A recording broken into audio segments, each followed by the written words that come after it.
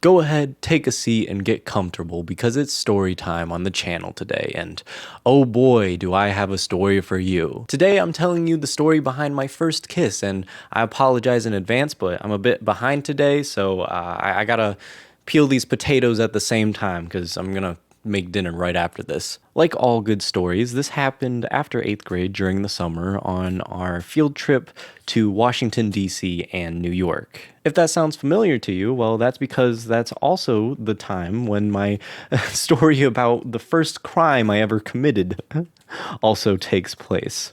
But if you want that story, you're gonna have to go to my original video for that. This is about my kiss.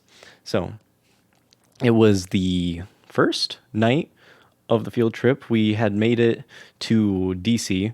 We had taken a coach bus the entire way because it was cheaper to take a bus rather than flying. And the first hotel we stayed at was a little weird. It wasn't bad. It was just a little odd. There were only 2 beds in each room, and we all had to room with 4 people each. So for the girls, I'm sure that was no problem, but in 8th grade, boys were a little more particular about sleeping in the same bed. So you either had to, in my case, me and my friend, we built a wall of pillows between us. And then other people took to sleeping on the ground, or there weren't any couches or any pull-out couches or anything, but some people, there was like an armchair in each room, and some people tried sleeping on that. That's what one of my friends did. So anyway, us boys had to improvise in order to survive out in DC. But I'm getting ahead of myself. Before we went to sleep, it turned out that our hotel had a pool. I dropped a piece of potato on the ground. By the way, I'd like to clear this up in advance. I'm not some hooligan who's just peeling potatoes onto the ground. I have a bag in front of me, so I know you can't see where the potato peels are going, but they're going into a bag. I promise. Anyway, there was a pool in the hotel, and the chaperones let us go to the pool. And so most of the class went, and in fact, all of the class went, because, you know, you don't want to be that lame person who's not out by the pool where everyone else is. Gotta grab the next potato. So we're out by the pool, and everyone's having a good time. I had a ukulele, and I was playing songs for all of my classmates, so that was fun. We sang songs like the fun song. That's all I remember, and that's like all I could play anyway. The fun song from SpongeBob.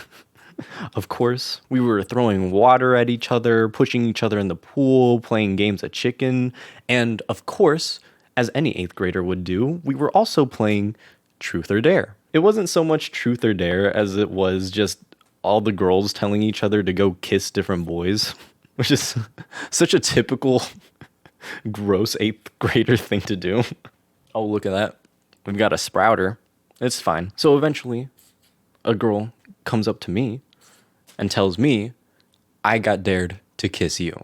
And me, I had never gotten a kiss up until this point. So I got a little excited, of course, but, you know, I'm a cool 8th grade boy.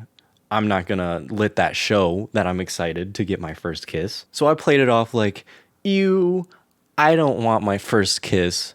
I'm only going to do it if my friend here tells me that I should kiss you. So like the very cool 8th grade boy that I was, who needed no woman, who didn't need to kiss any girl, I deferred to my friend to give the impression that, oh, he's gonna defer to his friend and his friend could say no. But secretly, deep down, I was definitely hoping that he was gonna say yes. And I honestly don't remember what his response was.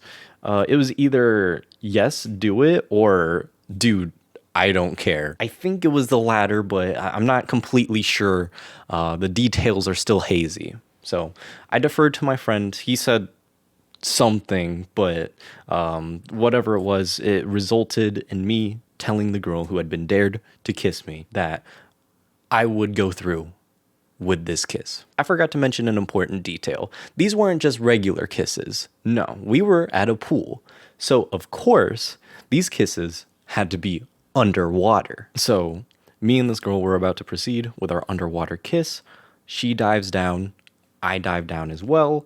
We struggle to find each other for a few seconds, but eventually we locate each other through echolocation or whatever method there was of finding people underwater back in those days. And we gave each other a little peck on the lips. It went something along the lines of, it wasn't an underwater makeout session or anything. It was just a quick little peck, but that was enough to make me very excited about my first kiss. I was proud. I'd finally done it. I'd finally kissed a girl. But again, I was a cool 8th grade boy who wasn't going to show my excitement over his first kiss. So I came up from under the water. And the first thing I said to her as soon as she came back up was, you taste like a girl. And I don't remember what her exact reaction was, but I'm pretty sure it was just a state of confusion. Like, okay, I mean, I am a girl, so that would make sense. In the end, I came out a hero. I had achieved my first ever kiss, and I managed to preserve my very fragile masculinity at the time by pretending that I did not want the kiss in the first place, nor did I want it after because she was a gross girl with cooties. So yeah, that's pretty much the story behind my first kiss. It was a little peck on the lips in a pool underwater in Washington, D.C. So thank you to our government officials for providing me with that opportunity in Washington, D.C. That was pretty tight of you guys.